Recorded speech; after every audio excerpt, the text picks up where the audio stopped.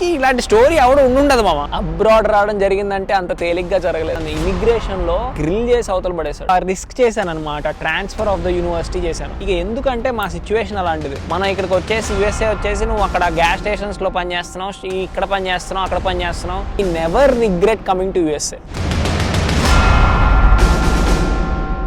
High darlings, abroad story అనగానే చాలా ఇంట్రెస్టింగ్గా ఉంటుంది జనాలందరికీ. అరే ఏంటో వీళ్ళు అక్కడ ఏమేమి చేస్తారో, అక్కడ ఏమేమి ఉంటాయో, ఇది అది అని చెప్పేసి చాలా ఎగ్జైట్మెంట్, చాలా ఇంట్రెస్టింగ్గా అనిపిస్తుంది కదా మీ అందరికీ. ఇంట్రెస్టింగ్గానే ఉంటుంది. కొత్త రూమ్మేట్స్తో రూమ్ షేర్ చేసుకోవడం, డిఫరెంట్ కల్చర్తో కలవడం, యూనో అమెరికన్స్తో పార్టీ చేసుకున్నప్పుడు వాళ్ళ కల్చర్ తెలుసుకోవడం, వాళ్ళు ఎలా బిహేవ్ చేస్తారో తెలుసుకోవడం, గేమ్స్ ఆడడం, యూనో ఇంటరాక్షన్ అండ్ ఎవ్రీథింగ్ చాలా కొత్తగా ఉంటుంది అండ్ ఇంట్రెస్టింగ్గా ఉంటుంది ఆబ్వియస్లీ. అండ్ మోర్ ఓవర్ నేను వచ్చేటప్పటికి చాలా ఒంటరిగా బతికేవాడిని అనమాట. చాలా మటుకు లైఫ్ నేను ఒంటరిగా అట్లా సైకిల్ వేసుకొని తిరిగాడిని. And I used to really like it. ఎప్పుడం పేరెంట్స్ బలవంతం మీద నేను అబ్రాడ్కి రావాల్సి వచ్చింది.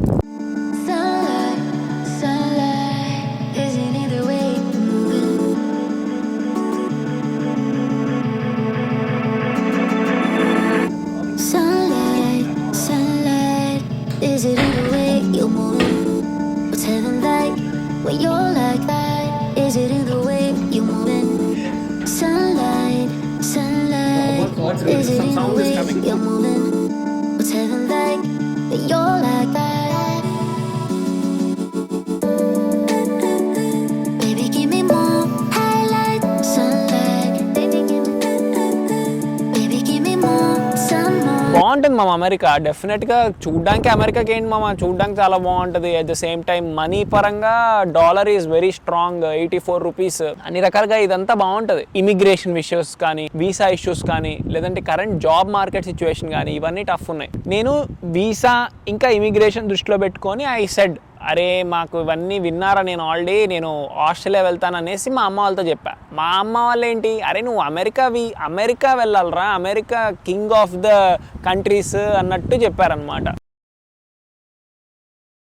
ఎక్కువ ముందు జాగ్రత్తలు తీసుకోవడం, ఎక్కువ స్ట్రెయిన్ అవ్వడం, ఎక్కువ ఆలోచనలు పెట్టుకోవడం చేయను అనమాట. ఎందుకంటే నేను అవి చేశానంటే డబల్ ఇంపాక్ట్ పడుతుంది దాని మీద. అంటే -10 బదులు -20 అవుద్ది అనమాట. సో నేను అలా చేయాలనుకో, ఏ జరిగితే అది జరుగుతుంది అని వదిలేస్తాను నేను. సడన్ గా ఒక రోజు మా బావ కాల్ చేశారనమాట నాకు. ఆయన కాల్ చేసి, అరే నువ్వు అబ్రాడ్ వచ్చారా, ఇంకా నువ్వు ఇండియాలో ఉండకు అని చెప్పారనమాట. పేరెంట్స్ ఏమో సరే వెళ్ళు అన్నారు. మా దగ్గర మనీ అంతేం లేవు మామ, నిజంగా చెప్పాలంటే. ఇక ఏదో ట్రై చేసాం, ఆ మార్టిగేజ్ పెట్టి. మా దగ్గర ఇల్లు ఉందనమాట, ఆ ఇల్లుని మార్టిగేజ్ చేసి కొంచెం డబ్బులు తీసుకొని, this is not possible for every one, ఆ మనీ తీసుకొని ఆస్ట్రేలియా వెళ్ళి పీస్ఫుల్ గా ఉంటాను అని చెప్పా. నేను ఏమనుకున్నా అంటే, సరే ఆస్ట్రేలియా మంచిగా ఇలా హిల్స్ బ్యూటిఫుల్ ఉంటది కదా, సరేలే అట్లా కూడా నాకు అవి ఇష్టం అనమాట. సో అలా కూడా ఎంజాయ్ చేద్దాం అన్నట్టు అనుకుని ఉండే. సరే ఇక పేరెంట్స్ కి మాత్రం ఎంత లేదనుకున్నా అమెరికానే ఉండేది. సరే నువ్వు ఇప్పుడు ఆస్ట్రేలియా వెళ్తా అంటుంది దేనికోసం అంటే, నేను అన్నాను వీసా ఈజీగా ఉంటుందమ్మా, వీసా కష్టాలు ఉండవు, ఇమిగ్రేషన్ ఈజీగా ఉంటుంది,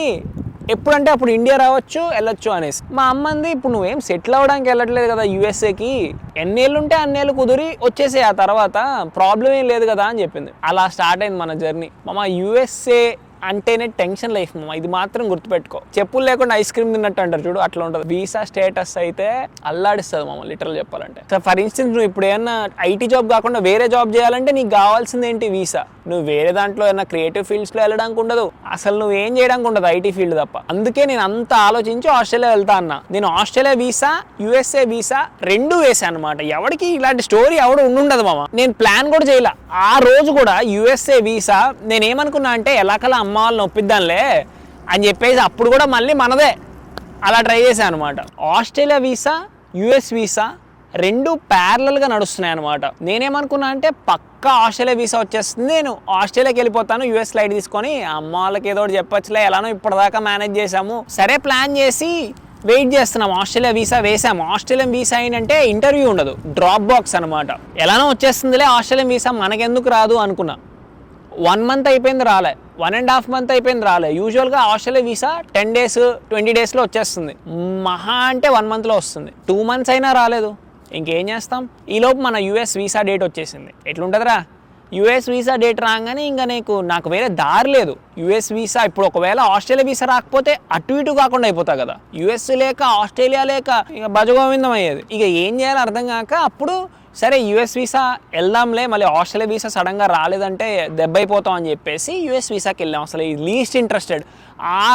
రేపు వీసా ఇంటర్వ్యూ అనగా ఆ రోజు కూడా నేను మా అమ్మ చెప్తే, అబ్బా అమ్మ ఎందుకమ్మా ఆస్ట్రేలియా వీసా వస్తుందమ్మా, నాకు ఇప్పటికి గుర్తు, అమ్మ ఆస్ట్రేలియా వీసా వస్తుందమ్మా, పక్కా వస్తుందమ్మా, యూఎస్ వీసాకి ఇప్పుడు వెళ్ళి, ఎందుకంటే మాకు టైట్ ఉండింది అనమాట ఎకనామికల్గా. ఇప్పుడు నేను మళ్ళీ ముంబై వెళ్ళాలి ఆ యూఎస్ వీసాకి, చెన్నై వెళ్ళాలి, చెన్నైలో బయోమెట్రిక్స్, ముంబైలో ఇంటర్వ్యూ, ఎందుకులే అనుకున్నా. సరే మా అమ్మ చెప్పింది కదా, ఇక సరే ఓకే ఏదైతే అది అయింది, ఇంకొక 15,000 ఖర్చు, ఇక ఖర్చు అనుకోని, ఎందుకంటే టైట్ ఉంది మామ, చాలా టైట్ ఉంది. సరే అని చెప్పేసి చెన్నైలో బయోమెట్రిక్స్ ఉన్నాయి, మా కిరణ్ బాబాయ్ చూసుకున్నారు అక్కడ. ఆ తర్వాత ముంబైకి వెళ్ళి ముంబైలో ఇంటర్వ్యూ ఇచ్చాం. అసలు అది ఇంటర్వ్యూ అని కూడా తెలియదు నాకు, ఎందుకంటే basically first time experience. And అదే టికెట్ కౌంటర్లో ఏదో నాలుగు మాట్లాడినట్టు అయిపోయింది, ఏదో చిన్న క్వశ్చన్స్ అడిగాడు, చెప్పేసాం పటాపటామని. ఓకే మనకి కమ్యూనికేషన్లో basically by God's grace okay, so చెప్పేసాం, కమ్యూనికేట్ చేసాం, ఓకే అప్రూవ్డ్ అంది. ఏంది ఇది ఇంటర్వ్యూ అనుకొని, సరే నేను అప్పటికి హ్యాపీగా గంతులేసింది ఏం లేదు, ఓకే సరే అనుకున్నా. ఎందుకంటే మన కాన్సన్ట్రేషన్ తెలుసు కదా దేని మీద, ఆస్ట్రేలియా మీద కదా. కానీ ఈ విషయం వీసా అప్రూవ్ అయిందని చెప్పేసి ఎప్పుడైతే నేను ఇంట్లో చెప్పానో, ఖచ్చితంగా నువ్వు యూఎస్ఏ వెళ్ళాలి అని చెప్పేసి ఫిక్స్ చేస్తారు. విచిత్రం ఏంటంటే అప్పటికి ఆస్ట్రేలియా వీసా రాలా.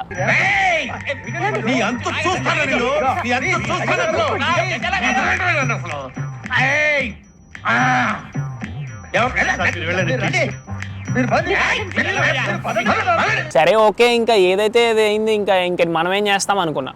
నెక్స్ట్ వీక్ ఆస్ట్రేలియా వీసా వచ్చింది. ఆస్ట్రేలియా వీసా ఉంది, యూఎస్ వీసా ఉంది, 2 వీసాలు ఉన్నాయి మన దగ్గర. ఎవరికన్నా అయిందో లేదో ఇప్పుడు దాకా నాకు తెలియదు, మీకు ఎవరైనా చూస్తే నాకు చెప్పండి ఒకవేళ అలా అయిందా లేదా. పేరెంట్స్, ఫ్యామిలీ వీళ్ళందరూ నువ్వు యూఎస్ఏ వెళ్ళాలరా, ఇంకా యూఎస్ఏనే కింగ్, నువ్వు ఖచ్చితంగా యూఎస్ఏనే వెళ్ళాలని చెప్పేసి బలవంత పెట్టారు. సరే ఇంకా పేరెంట్స్ చెప్పారు కదా అని చెప్పి మనం యుఎస్ఏ రావడం జరిగింది. అది the story of USA. USA రావడం is like the biggest decision of my life అనమాట. I never regret coming to USA. USA నాకు ఇండిపెండెన్స్ అంటే ఏంటో నేర్పించింది, ఫ్యామిలీకి దూరంగా ఉండడం అనేది ఏంటో నేర్పించింది, చాలా వాల్యూస్ నేర్పించింది, మనీ మేనేజ్మెంట్ నేర్పించింది, టైం మేనేజ్మెంట్ నేర్పించింది. It taught me many things. Creative aspect నేర్పించింది. ఇలాంటి వీడియోస్, ఇలా నేను వీడియోస్ చేస్తానని నేను లైఫ్లో అనుకోలేదు.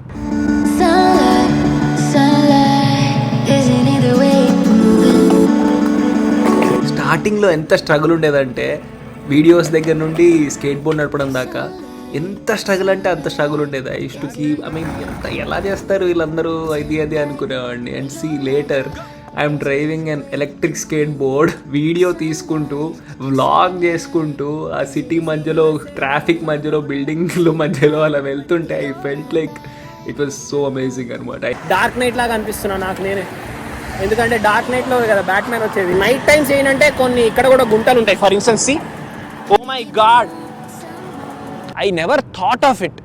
అది యూఎస్ఏ రావడం వల్ల పాసిబుల్ అనమాట. అండ్ మేజర్గా ఏంటి తెలుసా డార్లింగ్స్, ఒకటి చెప్తా జాగ్రత్తగా వినండి. మీరు ఎవరన్నా అబ్రాడ్కి వస్తుంటే కనుక ఫస్ట్ మీరు మనీ వస్తుంది, ఆబ్వియస్గా ఎలా అన్నా వస్తుంది, ఇక్కడ అబ్రాడ్లో జనరేట్ అవుతుంది. నా ఉద్దేశం జనరేట్ అవుతుందంటే పార్ట్ టైమ్స్ వాటి త్రూ జనరేట్ అవుతుంది అని చెప్పేసి, అది కూడా బేసిక్ సస్టెనెన్స్ అవి.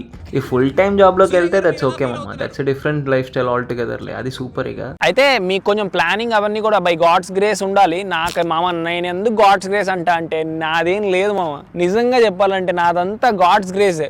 నాకు అంత తెలివి, అంత ప్లాన్ చేసే ష్రూడ్నెస్, అంత పెద్ద నేనే మేనేజ్ చేస్తానా, నాకు 0 మార్క్స్ వేయచ్చు ప్లానింగ్ మేనేజ్మెంట్లో. సో మీరేం చేస్తారంటే వచ్చిన వాళ్ళు సేవింగ్ మోడ్లో ఉండడానికి ట్రై చేయండి. అట్ ద సేమ్ టైం ఇంటి వాళ్ళకి ఏదో ఒకటి చేయడానికి ట్రై చేయండి, ఫాస్ట్గా అప్పులు తీర్చుకోవడానికి ట్రై చేయండి మామ, ఏదో ఒకటి ఫాస్ట్గా. ఇక్కడికి వచ్చిన వాళ్ళు ఫస్ట్ మీ మైండ్ సెట్ ఎలా ఉండాలంటే అప్పులు తీర్చేసేయాలి. నేను ఇక్కడికి వచ్చిన తర్వాత నాకు లక్ ఏం తగిలిందంటే ఇంటర్న్షిప్ ఒకటి తగిలింది అనమాట. అది ఒక డిఫరెంట్ ప్రాసెస్ తగిలింది తెలిసిన వాళ్ళు. అండ్ బై గాడ్స్ కేస్ నేను కూడా అక్కడ సస్టైన్ అయ్యాను. 9 months జాబ్ చేశాను అనమాట, ఇంటర్న్షిప్ బిజినెస్ అనలిస్ట్గా. సో ఆ బిజినెస్ అనలిస్ట్గా చేయడం వల్ల మనీ వచ్చినాయి మామ, బాగానే వచ్చినాయి యాక్చువల్గా.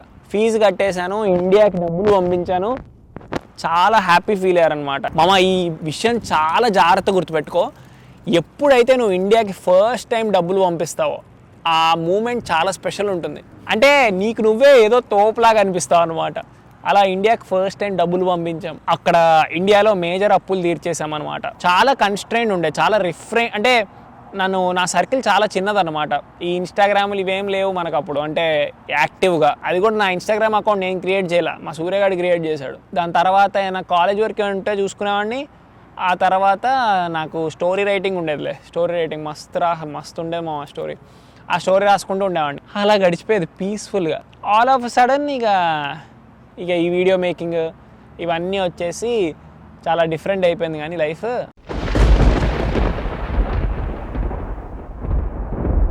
ఆల్ ఆఫ్ సడన్ మామ, అంటే ఈ అబ్రాడ్ విషయము ఎందుకు నేను చెప్పాలనుకున్నా అంటే, యాక్చువల్గా వీడియో నేను చేయాలనుకున్న రీజన్ ఏంటంటే ద వాల్యూ ఆఫ్ పేరెంట్స్ అనమాట. ఇండియాలో ఉన్నప్పుడు మనకి అంత తెలీదు. నాకు తెలుసు మామ, యాక్చువల్గా నాకు నిజంగానే తెలుసు. కానీ అబ్రాడ్ వచ్చిన తర్వాత అసలు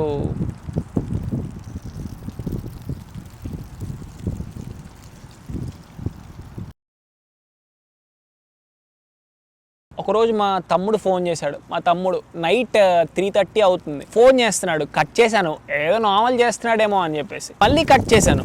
థర్డ్ టైం ఎత్తేసి ఏంట్రా ఫనీ నిద్రపోతున్నాను తెలీదా అనగానే వాడు చెప్పిన మాట, అన్నయ్య నాన్న చనిపోయాడు. అంటే ఆ మాట ఇప్పటికి గుర్తు నాకు. చీకట్లో ఉన్నా నేను.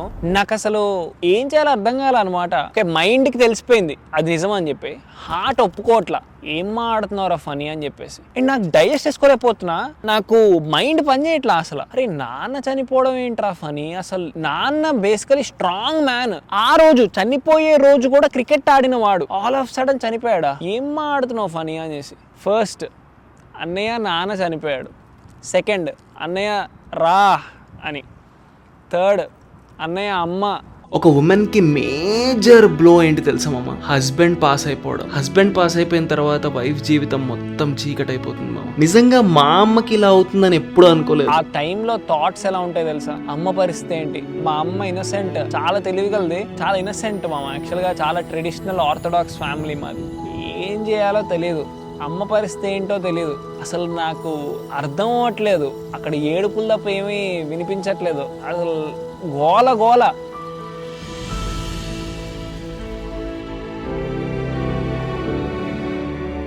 ఒక రిస్క్ చేశాను అనమాట, ట్రాన్స్ఫర్ ఆఫ్ ద యూనివర్సిటీ చేశాను. ఇక ఎందుకంటే మా సిచ్యువేషన్ అలాంటిది. చాలా ఫీజు ఉన్న యూనివర్సిటీలో చదివే సిచ్యువేషన్ కాదు నాదేం, ఎడ్యుకేషన్ లోన్ కాదు. నేనేదో కొంచెం మనీ తెచ్చాను, ఇక్కడ సస్టైన్ అవ్వాలి. సరే ట్రాన్స్ఫర్ అవుదాము, ఏదైతే అది అయింది అని చెప్పేసి నా ప్లాన్ అది. కాబట్టి నాకు ఇది చేయడంలో తప్పు అనిపించలేదు.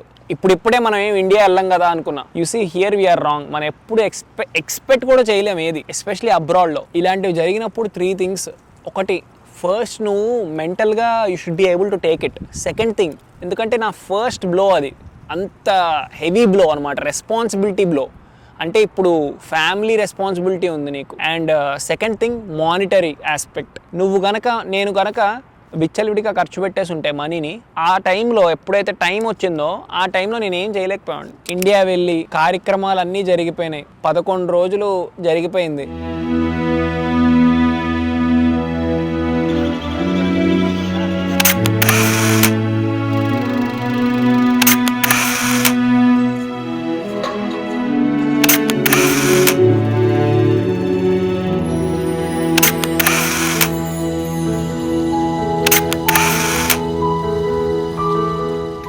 ఆ తర్వాత నెల గడిచిపోయింది.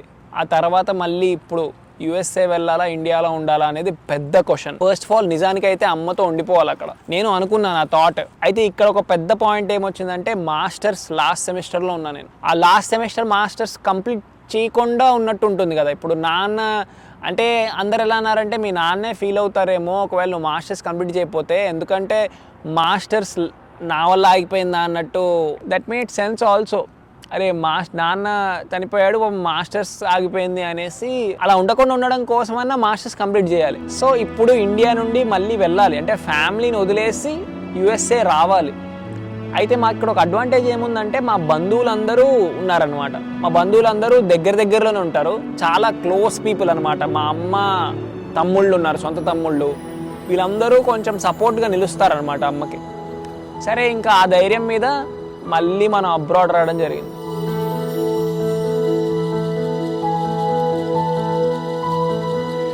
అబ్రాడ్ రావడం జరిగిందంటే అంత తేలిగ్గా జరగలేదు. ఇప్పుడు నేను చేసిన ఆ రిస్క్ థింగ్ ఏదైతే ఉందో వాడు నన్ను ఇమిగ్రేషన్లో గ్రిల్ చేసి అవతల పడేశాడు. గ్రిల్ అనమాట. ఇంకా లిటరల్గా నేను పంపించను, you should go back to India అన్నాడు. ఇంకా 4 గంటల సేపు నన్ను క్వశ్చన్స్ అడిగి అడిగి అడిగి అడిగి అడిగి సావగొట్టాడు. డర్లింగ్స్, ఈ విషయం నేను చెప్పాను గుర్తుపెట్టుకోండి. ఇమిగ్రేషన్లో గ్రిల్లింగ్ ఎలా ఉంటుందంటే లిటరల్గా నరకంలా ఉంటుంది అనమాట. జడ్జ్మెంట్ డేలా ఉంటుంది. పెద్ద పెద్ద బెంజ్ లారీలు మీద ఎక్కేసి హార్న్ కొడితే ఎట్లా ఉంటుంది అలా ఉంటుంది లిటరల్గా. అక్కడే పెద్ద పెద్ద హార్న్లతో బెంజ్ లారీ పార్క్ చేసి ఉంటుంది. దానికి లైట్లు తప్ప బ్రేకులు ఉండవు. డైరెక్ట్గా మీదకి వచ్చేస్తుంది. నన్ను వాడు గ్రిల్ చేసి చేసి చేసి చేసి ఇమిగ్రేషన్ 4 గంటలు నడిచింది అనమాట. ఆ 4 గంటలు నా టెన్షన్ తోటి ఒక 2-3 కిలోలు తగ్గిపోయి ఉంటానేమో. It's over basically. యాక్చువల్గా అక్కడ నన్ను మళ్ళీ ఇండియా పంపించేయాలన్నమాట. మీరు అనుకోవచ్చు, అంత తప్పేం చేసావురా నువ్వేమన్నా అక్కడ స్మగ్లింగ్ చేసావంటే స్మగ్లింగ్ లేదు, నా బొందలేదు. ఇక్కడ వీళ్ళకి ఏంటంటే మనం ఇక్కడికి వచ్చేసి యూఎస్ఏ వచ్చేసి నువ్వు అక్కడ గ్యాస్ స్టేషన్స్లో పనిచేస్తున్నావు, ఇక్కడ పనిచేస్తున్నావు, అక్కడ పనిచేస్తున్నావు, ఆర్ యూనివర్సిటీలు ఎందుకు ట్రాన్స్ఫర్ అయ్యావు, నువ్వు స్టేటస్ నిలిపోవడానికి నాటకాలు ఆడావు, ఇది అది అని చెప్పేసి 50,000 ఉన్న యూనివర్సిటీ ఉంటుంది మామ. ఆ 50,000 ఉన్న యూనివర్సిటీలో వీసా స్టాంపింగ్ ఈజీగా పడుతుంది. సో వీసా స్టాంపింగ్ కోసం నువ్వు ఆ యూనివర్సిటీకి వచ్చేసి ఇక్కడికి వచ్చిన తర్వాత తక్కువ ఫీజు ఉన్న యూనివర్సిటీ అంటే ఫర్ ఇన్స్టెన్స్ 20,000 ఆర్ లైక్ 25,000 ఉన్న యూనివర్సిటీలోకి షిఫ్ట్ అయిపోవడం అనమాట. అది రెడ్ ఫ్లాగ్. ఎందుకంటే నిన్ను ఏ యూనివర్సిటీ మీద పంపారో నువ్వు ఎందుకు మారావు, ఇది అది అని చెప్పేసి క్వశ్చన్స్ అనమాట. అలానే మనం కూడా చేసాము. అక్కడే మనకు కూడా పడినాయి షార్ట్లు.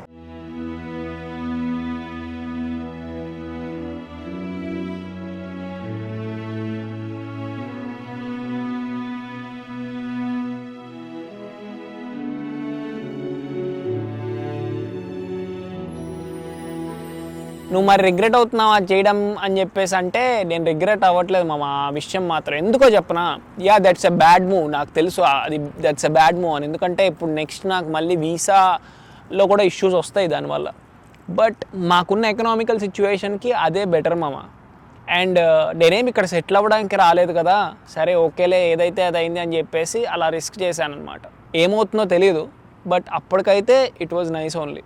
ఆ డబ్బులు కూడా నేను ఇండియాకి పంపించలేకపోయాను అనుకో, లైఫ్ లాంగ్ ఒక ఫెయిల్డ్ సన్గా మిగిలిపోయాను అనమాట. నేను కనుక ట్రాన్స్ఫర్ అవ్వకుండా ఆ పెద్ద కాలేజ్లోనే చదువుంటే కనుక ఇండియాకి పంపించకుండా ఇండియా నుండి నాకు డబ్బులు పంపించాల్సి వస్తే ఆల్ ఆఫ్ సడన్ నాన్న కనుక అలా పాస్ అయిపోయి ఉంటే లైఫ్ లాంగ్ రిగ్రెట్ ఉండేది నాకు. అరే నేను ఏం చేయలేకపోయాను, అట్ ది సేమ్ టైం నాన్న మళ్ళీ నాకు డబ్బులు వేశారు అండ్ నేనేమి ఇండియాకి డబ్బులు పంపించలేకపోయాను. నేను ఆ తక్కువ ఫీజు ఉన్న యూనివర్సిటీలో చదవడం వల్ల నేను ఆ ఇంటర్న్షిప్ చేయగలిగాను, అట్ ద సేమ్ టైం ఇండియాకి డబ్బులు పంపించగలిగాను. అట్లీస్ట్ నాన్న కొంచెమైనా రిలీఫ్ కలిగిందిరా నాయన అన్న సాటిస్ఫాక్షన్ ఉంది. అయితే ఇది ఇలా ఉండేటప్పటికీ ఇమిగ్రేషన్ వాడు నన్ను చాలా వాయించి వదిలిపెట్టాడు. నువ్వు ఇదే అందుకే చేసావు, నువ్వు ఇదిగో ఇది చేసావు అది చేసావు అని చెప్పేసి బ్యాంక్ స్టేట్మెంట్లు చూసి అబ్బో వాట్ నాట్, ఈ చెక్డ్ ఎవ్రీథింగ్ చెక్ చేశాడు, నా అండర్వేర్ తప్ప అన్నీ చెక్ చేసి he came to a conclusion of not allowing me to USA. అయితే ఇక్కడ నా దగ్గర ఉన్న ఒక స్ట్రాంగ్ ఆర్గ్యుమెంట్ ఏంటంటే నేను లాస్ట్ సెమిస్టర్లో ఉండడం. ఇక్కడ వాళ్ళ మేనేజర్ ఎంటర్ అయ్యాడు అనమాట. ఆ సూపర్వైజర్ వీళ్ళకంటే కొంచెం తోపు ఉంటాడు. ఆ సూపర్వైజర్ ఎంటర్ అయ్యి he was like last semester కదా, డోంట్ డూ లైక్ దాట్, వదిలేయండి అని చెప్పాడు అనమాట. సో అలా వదిలేసి బై గాడ్స్ గ్రేస్ ఇక్కడ మళ్ళీ యూఎస్ఏకి రావడం, మాస్టర్స్ కంప్లీట్ అవ్వడం, ఉప్పలు కింద మీద పడి ఏదో ఒకటి చేసి మాస్టర్స్ కంప్లీట్ చేసి ఓపీటీ కోసం వెయిట్ చేస్తున్నాను. యాక్చువల్గా నాకు ఇంకా ఓపీటీ రాలేదు. యాక్చువల్ ఓపీటీ అంటే ఏంటంటే ఎంప్లాయ్మెంట్ ఆథరైజేషన్. ఆ ఆథరైజేషన్ వస్తే కానీ we are not authorised to get a job. దాని గురించి వెయిట్ చేస్తున్నాను. యాక్చువల్గా ఈ పార్టీకి వచ్చేయాలి, ఇంకా చాలా డిలే ఉంది. చాలామంది డిలే అవుతుంది కానీ నాకు ఇంకా ఎక్కువ డిలే అవుతుంది యాక్చువల్లీ. ఎందుకంటే మనకంతా స్పెషల్ కదా.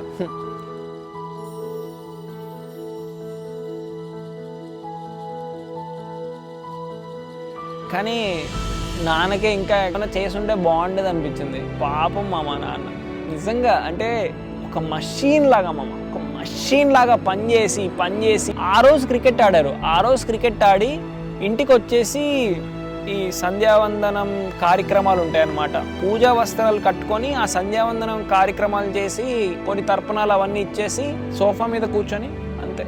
ఎన్నిసార్లు అనిపించిందంటే నాన్న ఉంటే బాగుండేది నేను అంటా అనమాట. కానీ అమ్మతో చెప్పడానికి నాకు ఎలానో అనిపిస్తుంది.